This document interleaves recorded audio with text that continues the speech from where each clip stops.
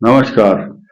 नक्षत्रों की इस श्रृंखला में आज रेवती नक्षत्र अंतिम नक्षत्र है और ये नक्षत्र बड़ा ही शुभ माना गया शास्त्रों में और इसका नंबर है 27वां।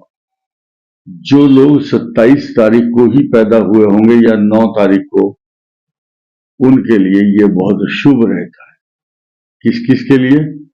9 तारीख, 18 तारीख और 27 तारीख वालों का, क्योंकि मूलांक 9 है और 9 ही आता है बृहस्पति का।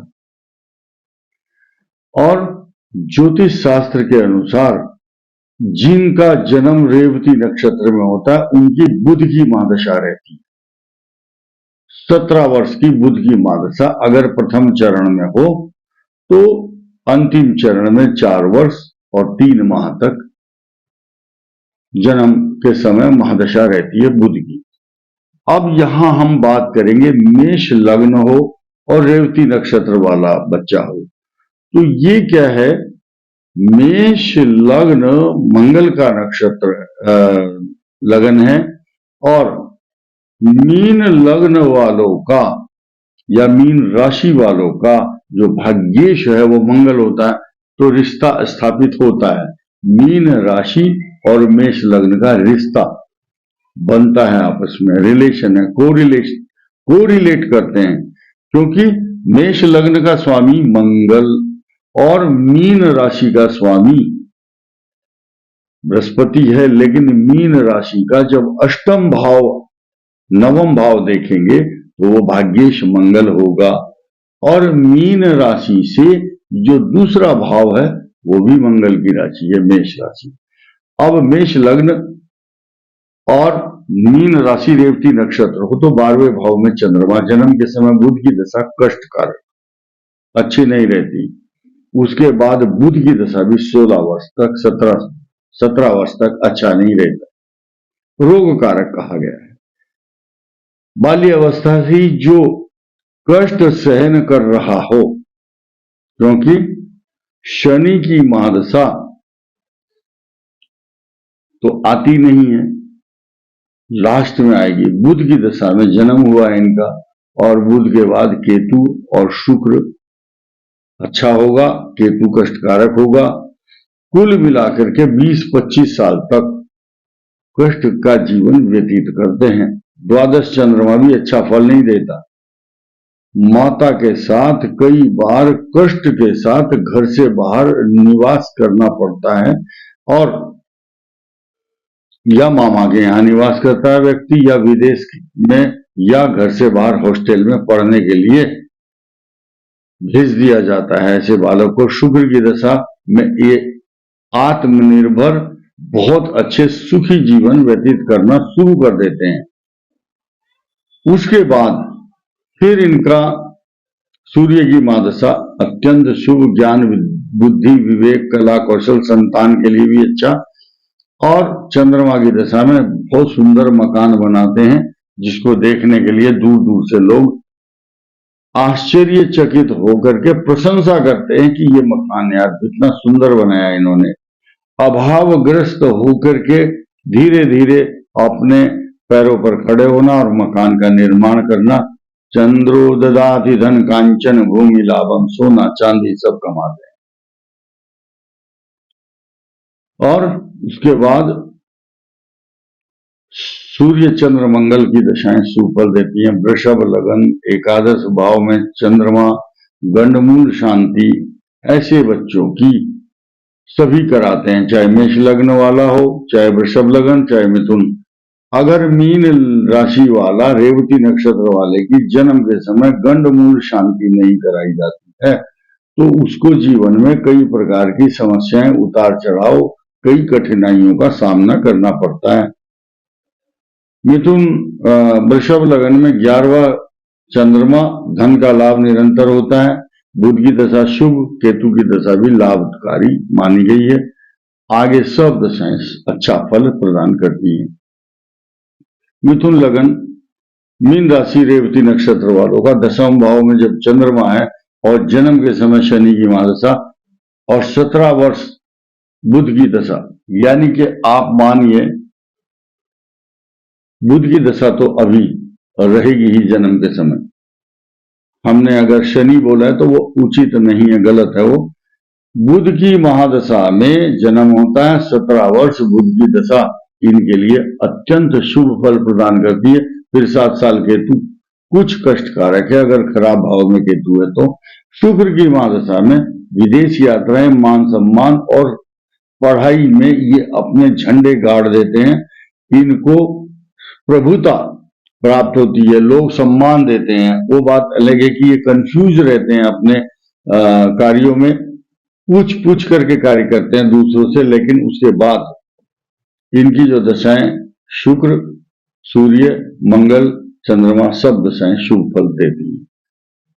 कर्क लगन और रेवती नक्षत्र, दशम भाव का स्वामी तो मंगल है, लेकिन नवम भाव है इनका भाग्य स्थान, और इनका चंद्रमा लगन का स्वामी भाग्य स्थान में इनके भाग्य को जन्म समय से ही उन्नति देने वाला होता है।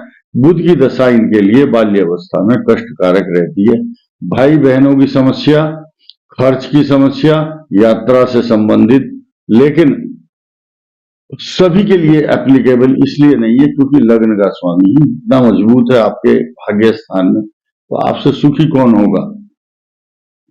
सूर्य की दशा तो बाद में आएगी, लेकिन बुध की, केतु और शुक्र की महादशा में ये आत्मनिर्भर, बहुत पैसे वाले, अच्छे वस्त्र पहनने वाले, अट्रैक्टिव पर्सनालिटी, अच्छी गाड़ी में चलते हैं, रहन सहन अच्छा होता है, मकान शुभ, और घर में इनकी जय जयकार तो होती ही है। समाज के लोग इनको अपना आदर्श मानते हैं। इसके बाद सूर्य, चंद्र और मंगल की दशाओं में अनेक प्रकार के वैभव और प्रभुत्व इनका हो जाता है, और लोग इनका अनुकरण, अनुसरण बड़े नेता या किसी विभाग के बड़े मुखिया के रूप में, वीआईपी रूप में अपनी पहचान बनाते हैं। सिंह लगन, अष्टम भाव में चंद्रमा, मीन राशि, रेवती नक्षत्र का, बाल्य अवस्था में ही पेट का रोग, कुछ कष्ट, शारीरिक कष्ट, दूध की उल्टी करना, पेट का रोग होना, मन परेशान, अशांति, चिंता रोग कारक। लेकिन इसके बाद जो इनकी दशा शुरू होती है, बुध के बाद केतु कष्टकारक होता है, लेकिन शुक्र की महादशा में स्टेबल हो जाते हैं, अपने पैरों पर खड़े होना, आत्मनिर्भर, क्या करना है, मेरा लक्ष्य क्या है, वो निर्धारित हो जाता है।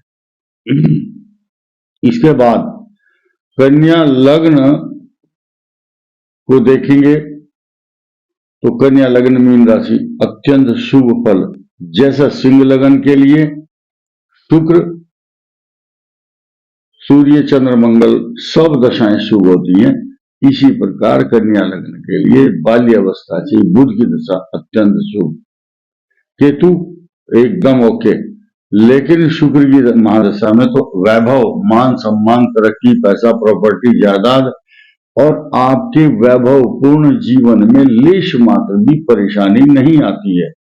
आज की तारीख में मीन राशि पर जो 7.5 चल रही है, उसका इस प्रिडिक्शन के साथ कोई लेना देना नहीं है, क्योंकि ये एक जनरल प्रिडिक्शन है, लेकिन मीन राशि पर 7.5 चल रही है, वो बात सब जानते हैं।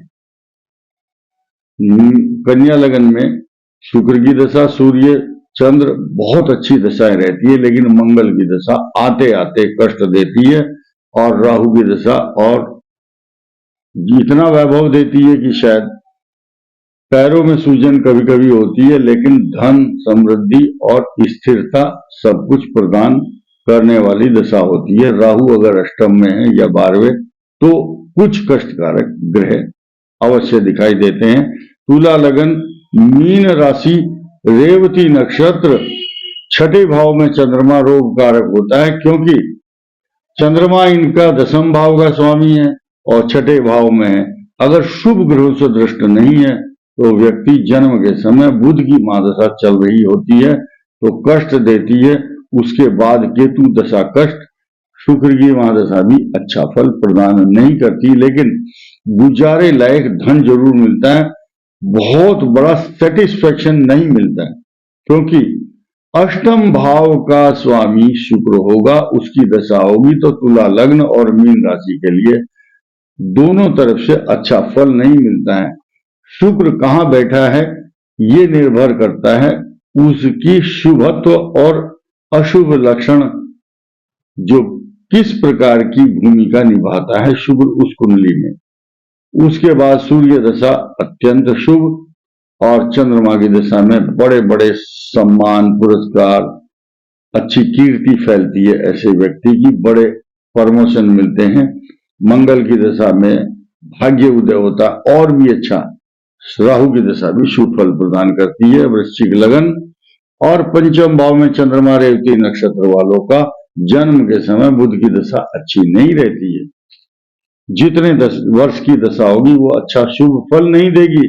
केतु भी कष्टकारक होगा और उसके बाद शुक्र की महादशा में इनको आगे बढ़ने का अवसर मिलेगा, लक्ष्य को प्राप्त करेंगे, लगातार उन्नति होगी। संगीत में रुचि होती है ऐसे बालकों की, अगर शुक्र अच्छी जगह बैठा है तो।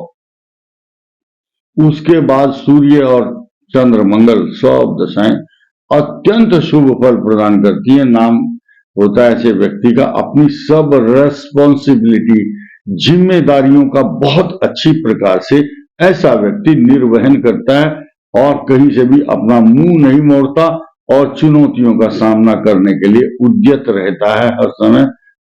ये चैलेंज स्वीकार कर लेते हैं। धनु लग्न और मीन राशि रेवती नक्षत्र गंडमूल नक्षत्र के ऐसे बालक बहुत जिद्दी स्वभाव के, अपनी एम्बिशंस को, अपनी महत्वाकांक्षा को पूरा करने के लिए, अपनी महत्वाकांक्षा की रक्षा करने के लिए भी तत्पर रहते हैं कि मैं जो समाज में वैल्यूएबल इंफॉर्मेशन को प्रोड्यूस करता हूं, ऐसा व्यक्ति जब अपने विचार किसी के सामने व्यक्त करता है, सोच समझ कर करता है और उन शब्दों पर टिका रहना उसकी बहुत बड़ी जिम्मेदारी भी होती है। यही कारण है कि ऐसे व्यक्ति को बहुत जिम्मेदार लोग मानते हैं। बुध की दशा शुभ, उसके बाद केतु शुभ और शुक्र की दशा कुछ रोग कारक लेकिन बहुत धन समृद्धि देने वाली, हीरा मोती चांदी पैसा ज्वेलरी सब कुछ इनके पास रहता है। उसके बाद सूर्य इनको चमका देता है, भाग्य स्थान का स्वामी, ऐसी सोने की तरह तपा देता है, एक्सपीरियंस होल्डर बनाता है। तथा चंद्रमा की दशा भले ही अष्टम भाव का स्वामी हो, अगर अच्छी जगह चंद्रमा विराजमान है तो चंद्रो ददाति धन कांचन भूमि लाभम, भूमि का लाभ, पैसा, प्रॉपर्टी, जायदाद, तरक्की, समृद्धि देता है। और आगे सब दशाएं शुभ रहती हैं। मकर लगन रेवती नक्षत्र तीसरे भाव में चंद्रमा, इनका चंद्रमा भाग्य स्थान को देखता है और वहां पर कन्या राशि होती है। ऐसे व्यक्तियों को पन्ना रत्न धारण करना चाहिए। जन्म के समय से ही बुध की दशा इनके भाग्य को, इनका सितारा इतना बुलंद होता है। मकर लगन मीन राशि, ऐसा हो ही नहीं सकता कि वो बच्चा जन्म से ही तरक्की ना कर पाए। केतु की दशा में भी कुछ पेट के रोग, इन्फेक्शन, बीमारी तो रहती है, लेकिन जैसे ही शुक्र की महादशा आएगी, बड़े पोस्ट पर head of the department, manager, GM तरक्की करता है, बड़ी पोस्ट पर जाता है। ऐसे बच्चे टेक्सटाइल मिल के मालिक होते हैं या गन्ना मिल, चीनी का मिल, जज, प्रोफेसर, डॉक्टर, अच्छे सुंदर सुंदर वस्त्र पहनने का इनको शौक होता है। शुक्र की महादशा में ये सारे मनोरथ को पूर्ण कर लेते हैं। विलासपूर्ण जीवन, विलासिता, अच्छे सुख साधन, चाय वाय सब मिलती है, नौकर चाकर आगे पीछे घूमते हैं इनके। आगे सब दशाएं शुभ फल देती हैं। सिर्फ सूर्य की दशा कष्टकारक रहती है, क्योंकि मकर लगन के अष्टम भाव, अष्टम का मतलब कष्टम, सूर्य, नेत्र रोग, बीमारी, स्किन डिजीज, इन्फेक्शन। अब मीन राशि का भी छठा भाव रोग कारक ही माना गया है, तो इधर षडाष्टक उधर भी षडाष्टक, दोनों तरह से सूर्य दशा खराब। अब उल्टा, जस्ट उल्टा ले लो, चंद्रमा की महादशा मकर लगन से सप्तम और मीन राशि से पंचम चंद्र कुंडली में, दोनों को कोरिलेट किया जाए, सामंजस्य स्थापित किया जाए चंद्र कुंडली और जन्म लगन का, तो ऐसे बच्चे चंद्रमा की महादशा में बहुत सुख प्राप्त करते हैं। सोना चांदी हीरा मोती पैसा, अच्छे अच्छे वाहन, तरक्की पाते हैं। शत्रु बहुत जलते हैं, इनकी ईर्ष्या करते हैं इनसे, लेकिन ये इनकी तरक्की रुकती नहीं है। मंगल राहु सब दशाएं शुभ फल प्रदान करती हैं। कुंभ राशि यानी कि लगन में कुंभ राशि हो, कुंभ लगन, मीन राशि, रेवती नक्षत्र, दूसरे भाव में चंद्रमा, वाणी बड़ी सुंदर, प्रभावशाली व्यक्तित्व, पेट के रोग बीमारी अच्छा नहीं रहता बचपन में, बुध की दशा, उसके बाद केतु और शुक्र सूर्य चंद्रमा आदि समस्त दशाएं अच्छा फल प्रदान करती हैं। ऐसे व्यक्ति अट्रैक्टिव पर्सनालिटी, भारी, और उनकी बात में वजन होता है और कड़क करके बोलते हैं।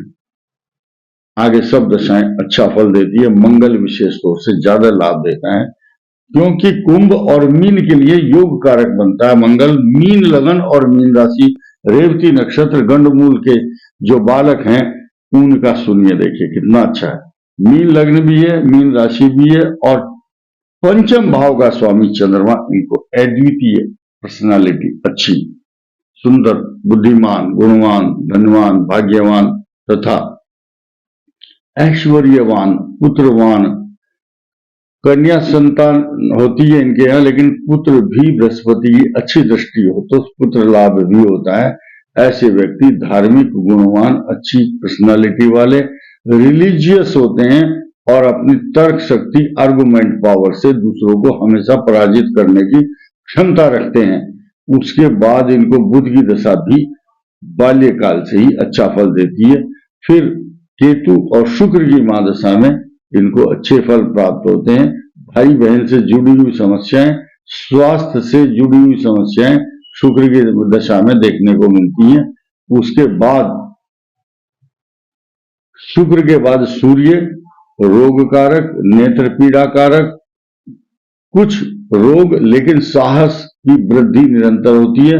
सूर्य की दशा में हृदय रोग उत्पन्न करने की संभावना रहती है, क्योंकि सूर्य छठे भाव का स्वामी है और हृदय रोगों का कारक भी है, इसलिए सूर्य नारायण की उपासना करनी चाहिए।